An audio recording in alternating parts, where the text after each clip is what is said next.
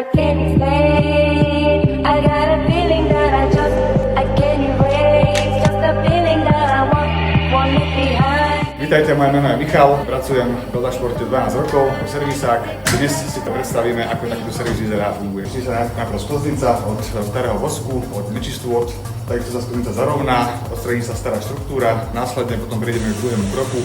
To je stiahnutie sidewallu, aby sme mohli presne nabrúsiť bočnú hranu. Následne sa nabrúsi na bočnom pásiku hrana. Zákazník si môže povedať, na aký uhol by tú hranu chcel. Potom prechádzame k ďalšiemu stroju, Reichmann, naprosto zarovná sklznica na kameni, trikrát prejde cez kameň, následne štvrtýkrát sa spraví štruktúra. Keď sa urobí štruktúra, prechádza vlastne lyža do zadnej časti stroja, nabrúsi sa na keramickom kotúči. Prechádzame k poslednému kroku, a to voskovaniu lyží. Dáme si vlastne vosk na kotúč, prebehnem lyžu trikrát cez voskovačku, následne trikrát cez leštičku. Potom sa zatrpia hrany, cca 10 cm horná hrana, aby tá lyža išla ľahko do oblúku, tým pádom vlastne máme vo servise, môže spokojne lyžovať.